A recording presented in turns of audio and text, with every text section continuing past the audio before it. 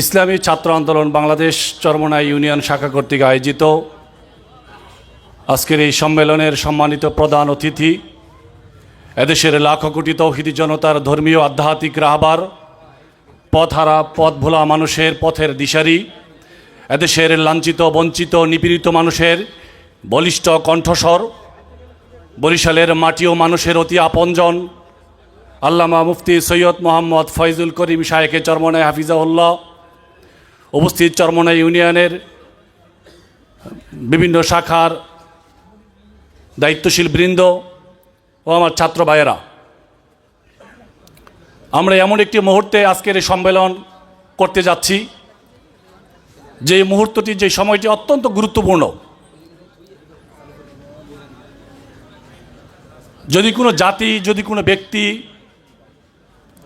সময়ের মূল্যায়ন করতে না জানে, নিজের অবস্থানকে মূল্যায়ন করতে না জানে, তাহলে সেই জাতি, সেই ব্যক্তি কোনোদিন কাঙ্ক্ষিত সফলতা অর্জন করতে পারে না। আজকে দীর্ঘ 55 বছর স্বাধীনতার পরে যে আশা এবং আকাঙ্ক্ষা নিয়ে আমরা 1971 সালে পাক হানাদার বাহিনীর বিরুদ্ধে আমাদের যার যা ছিল তাই নিয়ে ঝাঁপিয়ে পড়েছিলাম, যার মধ্যে 3টি ছিল মূল স্লোগান: সাম্য, মানবিক মর্যাদা ও সামাজিক ন্যায় বিচার। এই 3টা স্লোগানকে সামনে নেই, 3টা মূল নীতিকে সামনে নেই 1971 সালে এদেশের আবাল বৃদ্ধ বনিতা, মহিলা পুরুষ সর্বশ্রেণীর মানুষ গোলামীর বন্ধনকে ছিন্ন করে আজাদির পতাকা উত্তোলনের লক্ষ্যে বুকের তাজা রক্ত ঢেলে দিয়েছিল।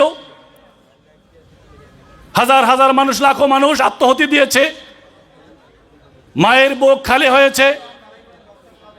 আমাদের দেশের নারীরা তাদের ইজ্জতকে হারিয়েছে। কিন্তু যেই লক্ষ্য এবং উদ্দেশ্য নিয়ে আমরা এত ত্যাগ স্বীকার করেছি, এত কিছু বিলিয়ে দিয়েছি, আজকে স্বাধীনতার 55 বছর পরেও আমরা কেউ বুকে হাত দিয়ে বলতে পারবো না আমাদের সেই মূল লক্ষ্য অর্জিত হয়েছে।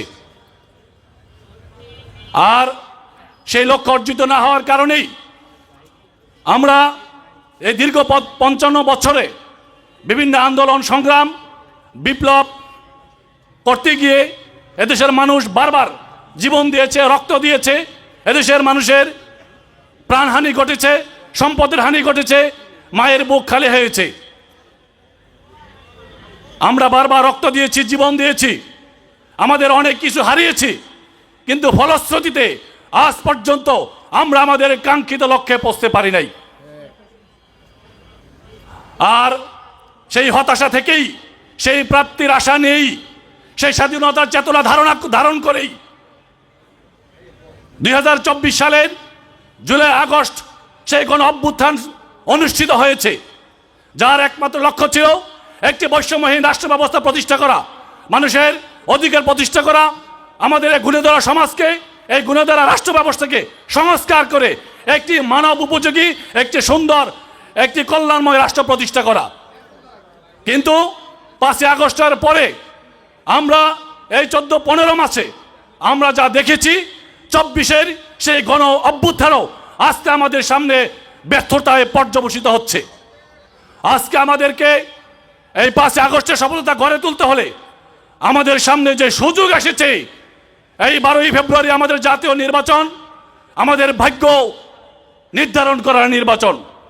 আজকে আমরা যদি সঠিক সিদ্ধান্ত নিতে ভুল করি, আমরা যদি আমাদের কিমত, আমাদের মূল্য, আমাদের সময়ের মূল্য, আমাদের অবস্থার মূল্য আমরা যদি অনুধাবন করতে ভুল করি, তাহলে আমাদেরকে আবারও পস্তাতে হবে। আবারও 55 বছর নয়, হয়তো বা 100 বছর আমাদেরকে এভাবেই জীবন দিতে হবে, রক্ত দিতে হবে, প্রাণহানি ঘটবে, সম্পদের নোকসান ঘটবে, কিন্তু আর দ্বিতীয়বার এই সুযোগ কবে আসবে সেটা আমাদের জানা নেই। অতএব আজকে এই নির্বাচনকে আমি মনে করি আজকে আমাদের জন্য একটি যুদ্ধের ময়দান। শায়েখ বিভিন্ন জায়গায় বক্তৃতায়, তরবিয়াতে বারবার বলছেন এটা আমাদের জন্য নির্বাচন নয়, এটা আমাদের জন্য একটি যুদ্ধের ময়দান। এই যুদ্ধে আমাদেরকে অবশ্যই জিততে হবে। এই যুদ্ধে এদেশে ইসলাম হুকুমত প্রতিষ্ঠা করতে হবে।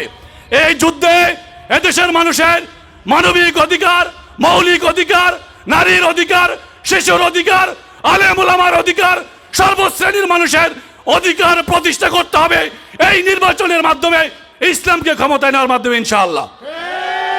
আর সেই আশা আকাঙ্ক্ষার কেন্দ্রবিন্দু এদেশের স্বপ্নদ্রষ্টা, এদেশের স্বাধীনতা রক্ষা কবচ, বাংলার মাটি ও মানুষের অতি আপনজন আমাদের শায়েখে চরমোনাই বরিশাল 5 আসন থেকে আজকে সেই ঝান্ডা নিয়ে 24-এর সেই ঝান্ডা নিয়ে যেভাবে ঢাকা রাজপথে অবতীর্ণ হয়েছেন, আজকেও সেই চেতনাকে বুলন্ডিত করার জন্য, উজ্জীবিত করার জন্য আজকে শায়েখ আমাদের সামনে এই 26-এর 12ই ফেব্রুয়ারি নির্বাচনে অংশগ্রহণ করেছেন।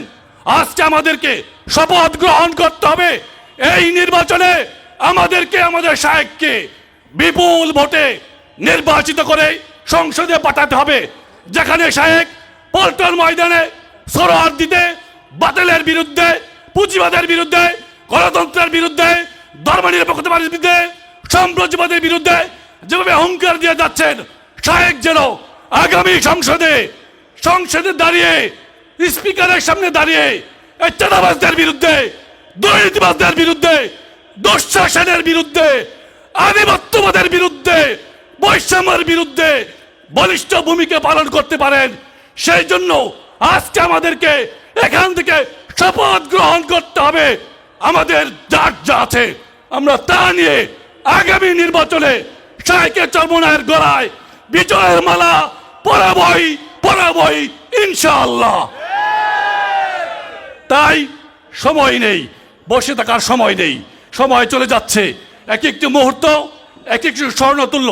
আমরা যদি এখন থেকে শপথ গ্রহণ করে আমার এলাকায়, আমার পাড়ায়, আমার মহল্লায়, আমার আত্মীয় স্বজন, আমার বন্ধু বান্ধব, আমার প্রতিবেশী, আমার হিতাকাঙ্ক্ষী, আমার গণিজন, আমরা যদি প্রত্যেককে বুঝাতে থাকি, দাওয়াত দিতে থাকি, অনুরোধ করতে থাকি, বলতে পারি, ইনশাআল্লাহ আমার মনে হয় কোনো মানুষ শায়েখে চরমোনাই থেকে, হাত পাকা থেকে ইনশাআল্লাহ মুখ ফেরাবেন না। তাই আসুন হাত পাকাকে বিজয়ী করার জন্য, শায়েখে চরমোনাইকে বিজয়ী করার জন্য এই চরমোনাই থেকে বিজয়ের যে বিস্ফোরণ ঘটবে, সেই বিস্ফোরণের তরঙ্গ চরমোনাই ইউনিয়ন থেকে সৃষ্টি করার জন্য আমরা কারা কারা তৈরি, 2 হাত তুলে দেখা ইনশাআল্লাহ।